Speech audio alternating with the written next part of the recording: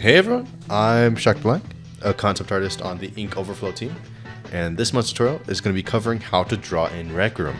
A section of this tutorial is going to be a sub-guide and how to get started video, and afterwards we're going to do a small art tutorial later in the video, so stay tuned. Oh, before we get into it, a little thing that people often want to know before they get started is drawing in Rec Room going to help me improve at IRL art? The answer is yes. From personal experience, I can assure you that drawing in Rec Room will 100% help you improve. Maybe except if you're drawing a controller, but drawing a controller is its own feat, to be honest. If you can do it, props to you.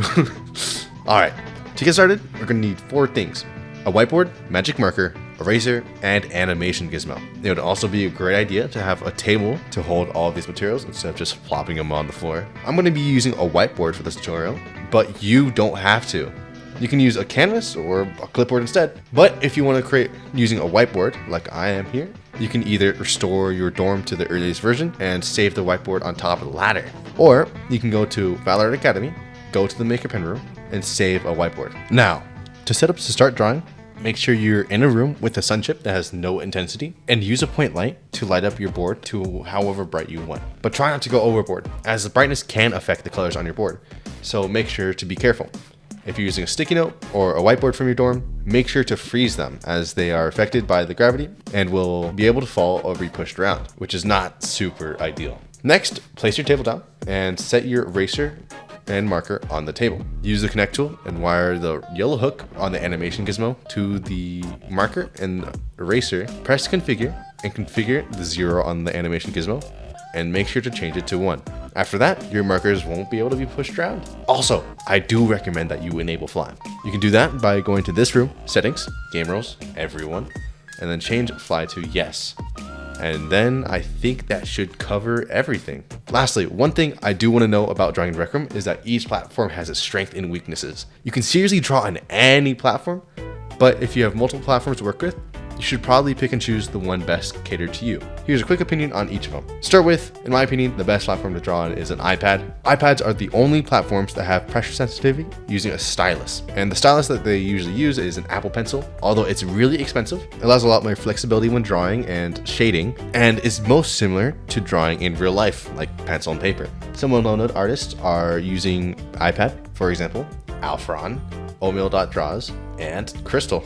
Using PC tablets are kind of similar to drawing on iPad, but line thickness is bigger than normal, bigger than even VR users, but it's still easier to get the hang of than other platforms. Some artists are also using this platform, for example, Haley and Pow. VR is next in line. Of course, there are many different types of VRs. As long as you have stable tracking, it should be fine. But regardless of any type of VR, it's a real challenge to adapt and get used to. Especially, you have to draw like you're drawing on an actual wall. An invisible wall that you can't feel and you can put your hand through. And that can be kind of disorienting, because when you draw on a whiteboard, you actually aren't touching the surface. You're basically just waving your hand around in the air to draw. And it can get especially tiring to do that motion.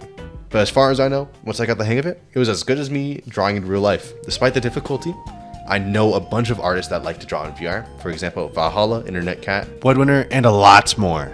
Drawing on phone, in my opinion, is quite hard and varies from phone to phone. Some phones have pressure sensitivity, and while you can use a stylus, it will take a while to get used to drawing on such a small surface. Lastly, controller.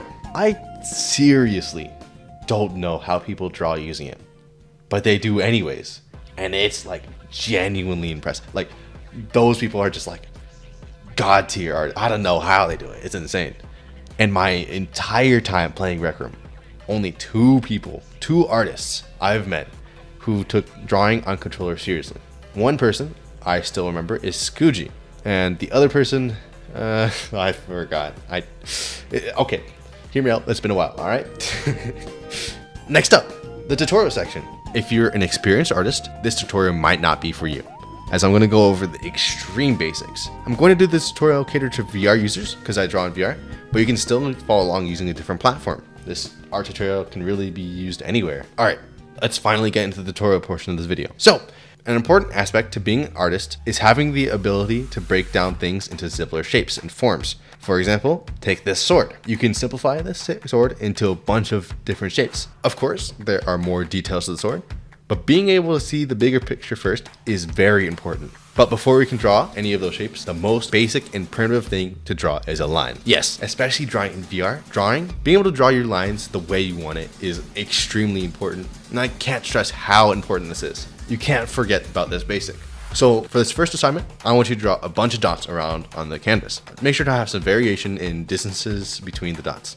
Now, I want you to connect the dots. Try to keep the lines straight as possible. When drawing these lines, try to have your wrist locked in place and use your full arm to draw the line, like using your shoulder and elbow, not just one section. And try not to miss a dot when drawing. Try to start on a dot and stop on a dot. And do not draw slowly. Try to go from one to the next. Here's a small comparison. Here's if you draw fast next to if you draw slowly. And you can really see how the slow one is extremely shaky. While the fast line is really straight, but the downside doing fast line is that's really easy to miss the target if you're not careful. Slow lines are very accurate in terms of where it's going, but the journey to get there is a little rough around the edges.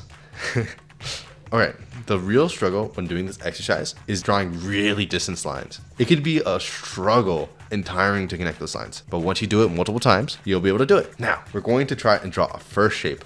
A circle. We're going to have 3 exercises involving the circle. The first exercise is to draw your circle, but feel free to overlap your circles to try to get a perfect shape and try to vary their sizes. Some small circles, some big, and some in between. After you've done this, try drawing an ellipse or an oval. And same thing, draw big ones, draw small ones, and in between ones. Next, draw a circle, but this time no overlap. Try to draw the circle and connect the points without overshooting or missing. This one's quite a challenge. Even I can't do this perfectly, but it is important to build up confidence when drawing clean circles. Now, we're gonna move on to a different shape, a square. We're gonna do 3 exercises, just make sure to follow along. This time, we're gonna draw some quadrilaterals, or more specifically, just squares and rectangles. So, start off by making 4 dots, just like the first exercise, putting them into sort of a square shape. And we can take the skill we learned earlier and connect the dots to make a square. How easy? Now let's bump it up a notch. Let's draw the square without dots. This one is a bit harder. As long as you break it up into sections and go one line at a time, it should be pretty easy. Try drawing a bunch of squares around the canvas, big squares, small squares, and make sure some have variety when drawing them. Now, we're gonna do something interesting. It's gonna be similar to the last exercise. We are going to draw squares, but we're gonna tilt them. So now we're gonna draw them at different angles and different ways. Some might label this shape as a diamond, but it really is just a square tilted. I don't know how people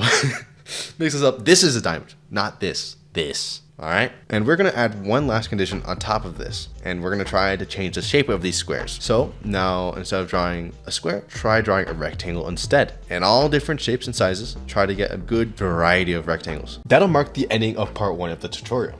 Now, to move on to part 2, we're going to apply what we learned from part 1. We should now be able to break down simple objects into simple shapes. Let's use this pot as an example. Currently, we only have learned 2D shapes, and we live in a 3D world, so what we draw will be pretty restricted. When using this pot as a reference, we'll have to move it to a point where we see the object as flat as possible. Place it in a position where your eye level is about center with the object. Alright, got that down. The pot is in position. Alright, let's move on to the next step. We need to look at the pot as one big object, and we need to figure out what shapes make up the general silhouette of the pot. The biggest shape I could simplify is the body of the pot, being a circle. Feel free to try to overlap your sketch to try to get as circle-like as possible. Next, the top section is made up of 2 shapes, an upside down trapezius and a rectangle. But the trapezius part doesn't really look like it's going on top of the circle, but somewhat clipping through the top. And since this is our sketch, we can go right ahead and draw through the circle, even though it's not exactly what the pot looks like. Now, all that's left is the bottom lip, which sort of resembles a rectangle, and again seems to be in a place that'll clip the circle, but not something that we should really worry about. With that, we just have a couple things to go clean up. Mainly, places where the pot really shouldn't look like it should have shapes at all, like the circle clipping through other shapes and stuff. After drawing over the sketch in a darker color,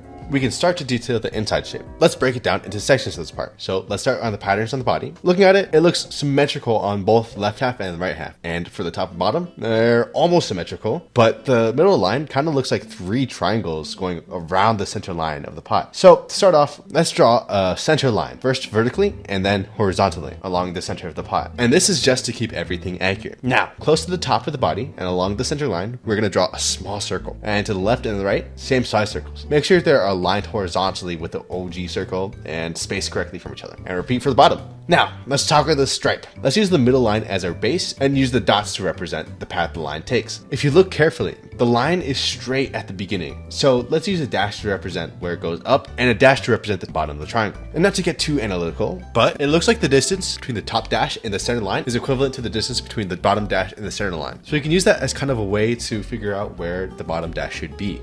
And for the second dash, for the right side, it should be around the same distance from the center dash as the left dash. And with that, we have our base. And then we just connect our lines. But now we kind of have a different issue. The lines are too thin. So we need to thicken that up. But in Rec Room, there's no magical thick line maker. So we're gonna have to break it down to simple shapes. First, let's get the parts that are simplest, which are the straight parts. So let's simplify these parts into boxes. And using the line we drew as the center of our boxes keeps it not shifted up or down. Now let's cover the corners as they seem to have rounded edges. So let's draw small circles in these places to represent the curves and try to keep the width of the circle going from corner to corner of the boxes. With that, we can erase the center mess of the line. And now we just have the line. Now you have to do the 4 missing stripes, and technically we already have 2 already. So we just need to draw on those other 2. And with that, clean up everything up and we are done. Wow. That was a lot of work for such a simple thing. And as you go further and further into art, you'll be able to simplify a lot of what I mentioned into easier and quicker methods. Now it just takes experience and practice. And with that, we have arrived at the ending of the tutorial. These exercises are very important. And after tackling this, we would move on to 3D. But since there's a lot to cover when we're going over 3D shapes, we're just gonna have to wait some other time to go over that. If you guys like the tutorial, you can show your support by liking the video, throwing a comment down in the comment section, or even supporting a Ko-Fi page. We have some seriously cool projects on the horizon, and we've been showing sneak peeks to our Ko-Fi members. Everything y'all need is in the description. Hope y'all enjoyed the video, and hope to see y'all soon. Take care!